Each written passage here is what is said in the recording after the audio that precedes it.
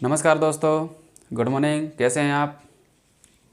आशा करता हूं आप सब लोग ठीक होंगे। तो दोस्तों, मैं मनोज साख क्लास पर मैं आपका स्वागत करता हूं। आज हम पढ़ेंगे स्टैटिक जीके के टॉप मोस्ट क्वेश्चन जो एमपीपीएससी, एमपीएसआई, एमपी पुलिस, पटवारी या व्यापम के अन्य एग्जाम या ऑल कॉम्पिटिटिव एग्जाम के पर्पज़ से बहुत मोस्ट इम्पोर्टेंट रहेंगे। तो दोस्तों, शुरू करते हैं। आज का पहला क्वेश्चन, भारत में सबसे संपत्ति वाला राज्य कौन सा है? तो दोस्तों, ऑप्शन देखते हैं। तमिलनाडु, महाराष्ट्र, केरल या कर्नाटका। तो दोस्तों, इसका राइट आंसर है बी, यानी कि महाराष्ट्र। तो दोस्तों, भारत में महाराष्ट्र राज्य सबसे संपत्ति वाला राज्य है। नेक्स्ट क्वेश्चन देखते हैं। भारत में या भारत की आबादी का कितना प्रतिशत आबादी कृषि उद्योग पर निर्भर करती है? तो दोस्तों, ऑप्शन देखते हैं। 60%, 70% या 58.9% या अन्य। तो दोस्तों, इसका राइट आंसर है सी, यानी कि 58.9%। भारत का लगभग 58.9% आबादी कृषि उद्योग पर निर्भर करती है। देखते हैं नेक्स्ट क्वेश्चन। राष्ट्रीय पदार्थ से सकल लाभ में कितना कृषि उद्योग या कितना परसेंट कृषि उद्योग का योगदान है? तो दोस्तों, 17.75 कृषि उद्योग का योगदान राष्ट्रीय सकल मतलब जीडीपी ग्रोथ में या जीडीपी में 7.5% कृषि उद्योग का योगदान है दोस्तों। तो इसका राइट आंसर हो जाएगा ए। नेक्स्ट क्वेश्चन है, जीडीपी के आधार पर भारत का कौन सा स्थान है? ऑप्शन देखते हैं। 5वां, तीसरा या 7वां या डी ऑप्शन है 13वां ऑप्शन। तो दोस्तों, जीडीपी के आधार पर भारत का जो स्थान है वो 7वां है। तो राइट आंसर हो जाएगा इसका सी। नेक्स्ट क्वेश्चन देखते हैं। पीपीपी यानी परचेसिंग पावर पावर्टी है ना। तो दोस्तों, किसके आधार पर भारत का स्थान कौन सा है? माने परचेसिंग पावर पैरिटी के आधार पर भारत का तीसरा स्थान, यानी कि राइट आंसर उसका डी हो जाएगा दोस्तों। देखते हैं नेक्स्ट क्वेश्चन। मतलब जीडी पर कैपिटा के आधार पर सबसे पहले स्थान पर कौन सा देश है? मतलब जीडीपी पर कैपिटा के आधार पर दोस्तों बात करते हैं ऑप्शन की। लक्समबर्ग, संयुक्त राज्य अमेरिका, कतर या अन्य। तो दोस्तों, जीडीपी पर कैपिटा के आधार पर कतर सबसे पहले स्थान पर आता है। तो इसका राइट आंसर हो जाएगा सी, यानी कि कतर। शुरू करते हैं दोस्तों नेक्स्ट क्वेश्चन। भारत में उच्चतम मानव विकास सूचकांक यानी कि ह्यूमन डेवलपमेंट इंडेक्स किस राज्य में है? तो दोस्तों, गुजरात, केरल, तमिलनाडु या महाराष्ट्र। तो दोस्तों, केरल भारत में उच्चतम मानव विकास सूचकांक में पहला स्थान, मतलब सबसे ज़्यादा यदि ह्यूमन डेवलपमेंट इंडेक्स है तो वो दोस्तों केरल का है। तो राइट आंसर उसका हो जाएगा केरल। शुरू करते हैं दोस्तों नेक्स्ट क्वेश्चन। निम्नलिखित में से कौन सा देश या किस देश में मिश्रित अर्थव्यवस्था है? तो दोस्तों, ऑप्शन की बात करते हैं। America, Bharat, Kerala. Next question दोस्तों, निम्नलिखित में से किस देश में या कौन से देश में मिश्रित अर्थव्यवस्था है? ऑप्शन की बात करते हैं। अमेरिका, भारत, चाइना या रूस। तो दोस्तों, इसका राइट आंसर भारत। भारत देश में मिश्रित अर्थव्यवस्था है। इसका राइट आंसर है सी दोस्तों। नेक्स्ट क्वेश्चन दोस्तों, निम्न में से किस देश में मिश्रित अर्थव्यवस्था है या किस देश में मिश्रित अर्थव्यवस्था लागू है? तो दोस्तों, ऑप्शन देखते हैं। अमेरिका, भारत, चाइना या रूस। तो राइट आंसर है बी, यानी कि भारत। भारत में मिश्रित अर्थव्यवस्था है दोस्तों। नेक्स्ट क्वेश्चन देखते हैं। आर्थिक क्रियाओं का उद्देश्य होता है, क्या होता है दोस्तों? आर्थिक क्रियाओं का उद्देश्य होता है, ऑप्शन देखते हैं दोस्तों। जीविका उपार्जन, मनोरंजन या इन दोनों में से दोनों या फिर इनमें से कोई नहीं। तो दोस्तों, इसका राइट आंसर है दोनों ही। जीविका या मतलब आर्थिक जो क्रिया हैं उनका उद्देश्य होता है जीविका उपार्जन या फिर मनोरंजन, ये दोनों ही इसका राइट आंसर दोस्तों। तो नेक्स्ट क्वेश्चन देखते हैं। जनसंख्या वृद्धि से आर्थिक विकास की गति, पहला ऑप्शन है सामान्य रहती है, तीव्र हो जाती है, मंद हो जाती है या फिर कुछ भी नहीं होता, इन पर कोई प्रभाव नहीं पड़ता। तो दोस्तों, जनसंख्या वृद्धि से आर्थिक विकास धीमा हो जाता है, यानी कि मंद हो जाता है, इसलिए इसका राइट आंसर हो जाएगा सी, यानी कि मंद हो जाती है। नेक्स्ट क्वेश्चन देखते हैं दोस्तों। आर्थिक विकास की व्याख्या के विभिन्न आधार कौन कौन हैं? तो दोस्तों, जो आर्थिक विकास है उसके मापदंड कौन कौन से हैं वो अपन देखते हैं। सकल राष्ट्रीय उत्पाद, प्रति व्यक्ति आय या आर्थिक कल्याण का आधार।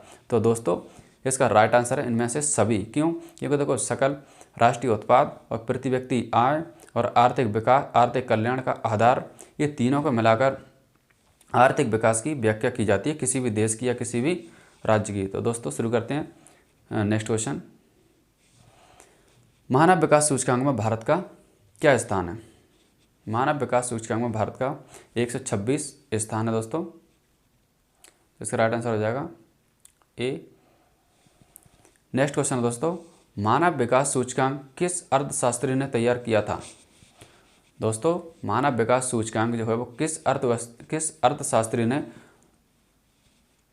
इसे तैयार किया था पहली बार? तो दोस्तों देखते हैं, प्रोफेसर अमर्त्य सेन ने, या महमूद उल हक ने, या फिर डॉक्टर मनमोहन सिंह ने, या इनमें से कोई नहीं। तो दोस्तों इसका राइट आंसर हो जाएगा क्या? महमूद उल हक ने। तो महमूद उल हक थे जो एक अर्थशास्त्री थे जिन्होंने पहला मानव विकास सूचकांक तैयार किया था। तो इसका right answer B.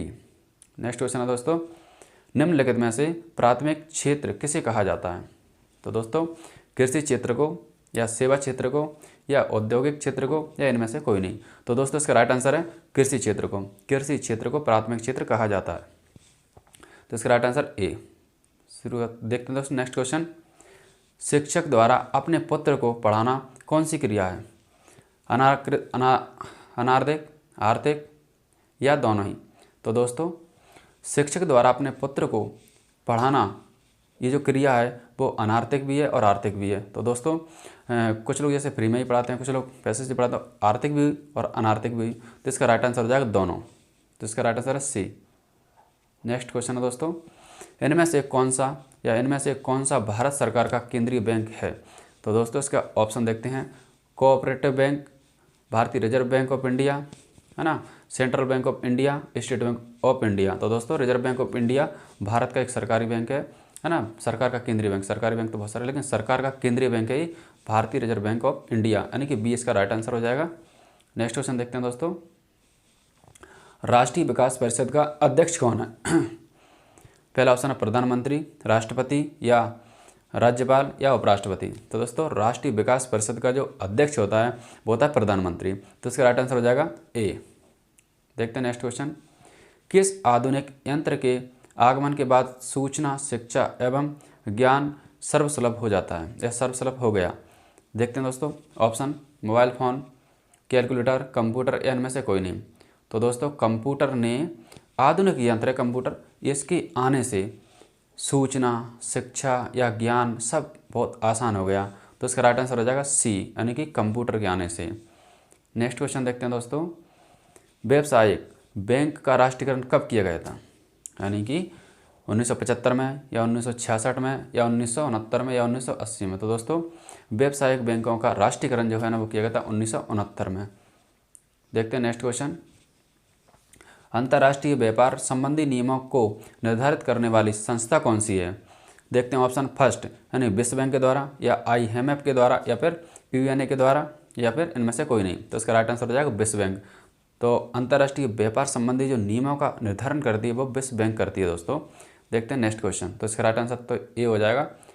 Next question देखते हैं दोस्तों, भारत में योजना आयोग का गठन कब किया गया था?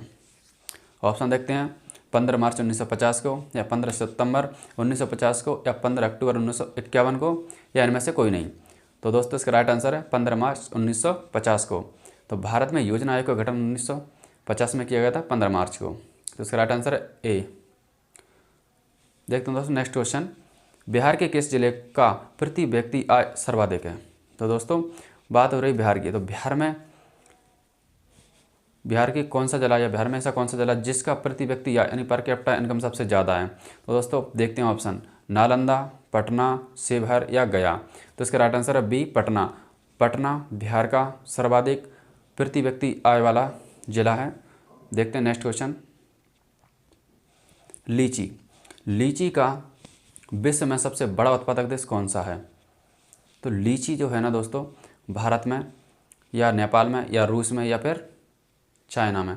दोस्तों जो लीची है वो भारत में सबसे ज़्यादा या सबसे बड़ा उत्पादक देश है अपना भारत। तो इसका राइट आंसर हो जाएगा ए। नेक्स्ट क्वेश्चन देखते हैं दोस्तों, निम्न में से कौन सा भारतीय राज्य गरीबी के कुचक्र का शिकार हुआ? तो दोस्तों ये कुचक्र मतलब ऐसा चक्र है वहाँ पे कि गरीबी के कुछ वो क्या बोलते हैं गरीबी के उसमें जंजाल में फंसता रहा। ये कौन सा राज्य है दोस्तों? ये अपना बिहार या केरल या कर्नाटका या फिर हरियाणा। तो इसका राइट आंसर हो जाएगा ए यानी कि बिहार। तो दोस्तों बिहार भारत का ऐसा राज्य है जो गरीबी के कुचक्र का शिकार होता जा रहा है। तो इसका राइट आंसर ए। देखते हैं नेक्स्ट क्वेश्चन। भारत में राष्ट्रीय आय की गणना के लिए सर्वमान्य प्रमाणित संस्था है कौन सी है दोस्तों? नीति आयोग, राष्ट्रीय विकास परिषद या केंद्रीय सांख्यिकी संगठन या इनमें से कोई नहीं। तो दोस्तों भारत में जो राष्ट्रीय आय की जो गणना होती है वो होती है केंद्रीय सांख्यिकी संगठन यानी कि सेंट्रल स्टैटिस्टिक्स ऑर्गेनाइजेशन के द्वारा दोस्तों। तो इसका राइट आंसर हो जाएगा सी। देखते हैं नेक्स्ट क्वेश्चन। भारत में वित्तीय वर्ष कहा जाता है, भारत में दोस्तों वित्तीय वर्ष किसे कहा जाता है? 1 अप्रैल से 31 मार्च तक का, या फिर 1 जुलाई से 30 जून तक, या 1 सितंबर से 31 अगस्त तक, या 1 जनवरी से 31 दिसंबर तक। तो दोस्तों इसका राइट आंसर हो जाएगा ए यानी कि 1 अप्रैल से 31 मार्च तक का जो समय होता है उसे अपन वित्तीय वर्ष कहते हैं भारत। नेक्स्ट क्वेश्चन है दोस्तों। तीसा की भयानक आर्थिक मंदी से उभरने के लिए किसने सुझाव दिया? प्रोफेसर थे केन्स, या थे माल्थस, या सी ऑप्शन इसका अमर्त्य सेन, या दादाभाई नौरोजी। तो दोस्तों इसका राइट आंसर है प्रोफेसर केन्स। प्रोफेसर केन्स ने तीसा की भयानक आर्थिक मंदी से उभरने के लिए एक सुझाव तैयार किया था, जो सुझाव दिया था जो ना प्रोफेसर केन्स थे। इसका राइट आंसर ए हो जाएगा दोस्तों। नेक्स्ट क्वेश्चन है तीसा की भयानक आर्थिक मंदी की अवधि क्या थी? तो दोस्तों जो तीसा की भयानक आर्थिक मंदी है वो या तो 1920 से 1930, या 1929 से 1933, या 1918 से 1925, या 1998 से 2009। तो दोस्तों इसका राइट आंसर 1929 से 1933 हाँ, इसका राइट आंसर बी।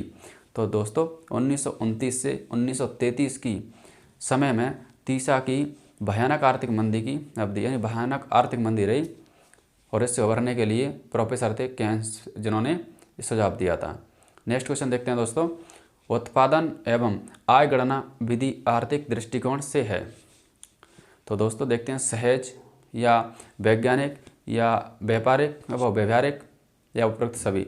तो दोस्तों इसका राइट आंसर हो जाएगा डी यानी कि सभी, यानी कि उत्पादन और आय की जो गणना होती है वो विधि आर्थिक दृष्टिकोण से है। तो सहज भी है ना, और उसके बाद वैज्ञानिक भी है और व्यवहारिक भी है, तीनों चीज़ें इसमें देखी जाती हैं। तो इसका राइट आंसर है डी। नेक्स्ट क्वेश्चन है दोस्तों। गरीबी के कुचक्र को किसने परिभाषित किया? तो दोस्तों गरीबी के कुचक्र को किसने परिभाषित किया था? ऑप्शन देखते हैं दोस्तों। रेगनर नक्स, या फिर प्रोफेसर फिशर, या प्रोफेसर केन्स, या फिर इनमें से कोई नहीं। तो दोस्तों इसका राइट आंसर हो जाएगा ए यानी कि रेगनर नक्स है ना। तो इन्होंने क्या किया? गरीबी के कुचक्र को परिभाषित किया था कि गरीबी कुचक्र क्या होता है। तो देखते हैं दोस्तों नेक्स्ट क्वेश्चन है दोस्तों। खो खो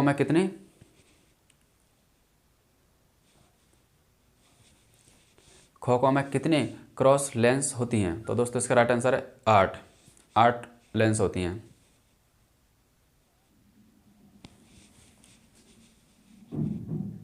तो दोस्तों इसका राइट आंसर होगा 8 यानी कि बी राइट आंसर है। नेक्स्ट क्वेश्चन है दोस्तों। हॉकी का जादूगर किसे कहा जाता है? विजय कुमार को, या समरेश जंग को, या मेजर ध्यानचंद को, इनमें से कोई नहीं।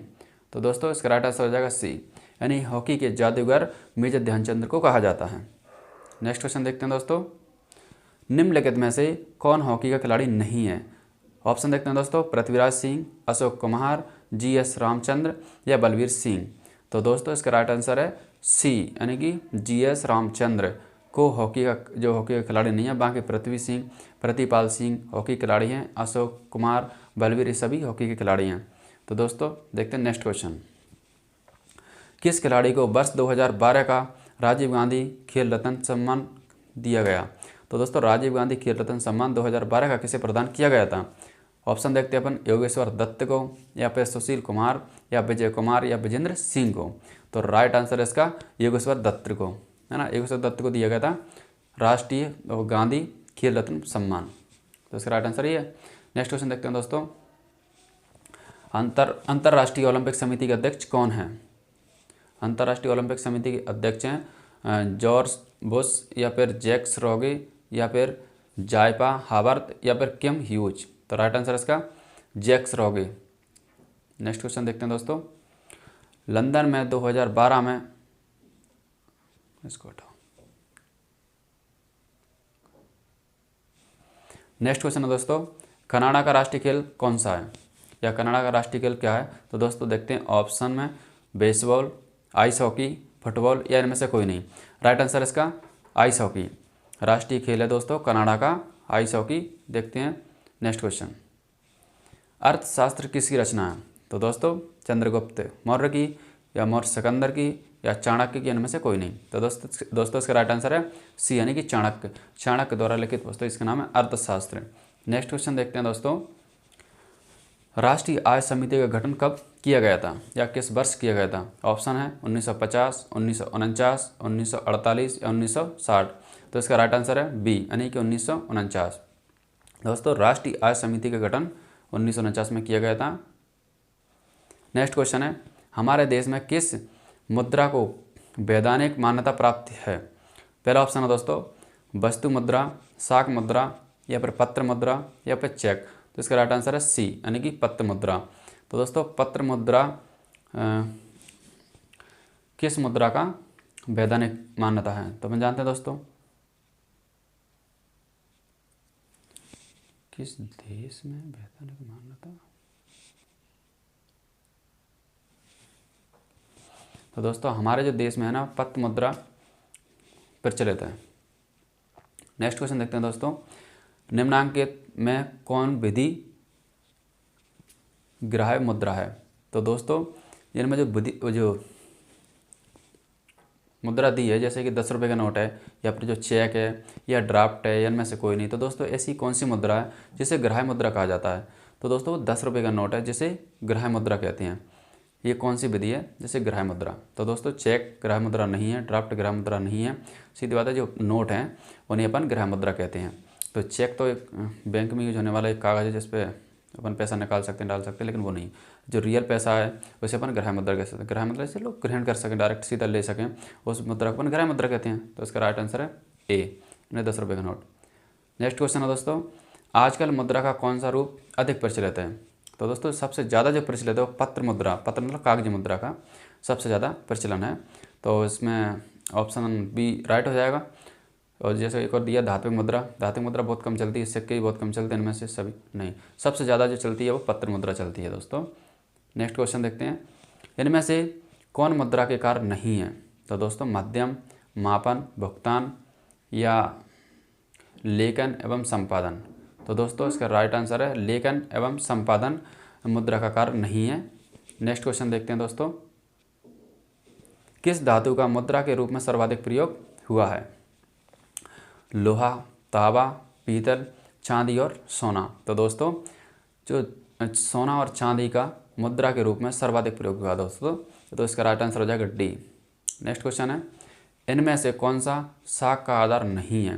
पहला ऑप्शन है विश्वास, शिक्षा, चुकाने की क्षमता, या फिर ऋण की अवधि। तो दोस्तों इनमें राइट आंसर है बी, यानी कि शिक्षा। शिक्षा जो है ना वो साख का आधार नहीं है। तो नेक्स्ट क्वेश्चन देखते हैं दोस्तों, बांग्लादेश की मुद्रा क्या है।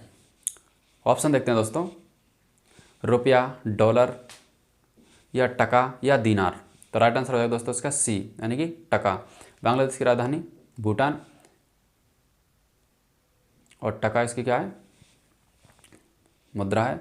नेक्स्ट क्वेश्चन देखते हैं दोस्तों, किसने कहा था कि कर्ज जमा की संतान है और जमा कर्ज की संतान। तो दोस्तों देखते हैं, प्रोफेसर केन्स, या मार्शल, या पीगू, या फिर क्राउथर। तो दोस्तों इसका राइट आंसर है ए, यानी कि जो केन्स थे ना, प्रोफेसर केन्स, उन्होंने कहा था कि कर्ज जमा की संतान है और जमा कर्ज की संतान है दोस्तों। तो इसका right answer A. Next question देखते हैं। तो दोस्तों ये वीडियो आपको कैसा लगा। यदि आपको अच्छा लगा हो तो इस वीडियो को लाइक, शेयर और कमेंट जरूर करना दोस्तों। धन्यवाद।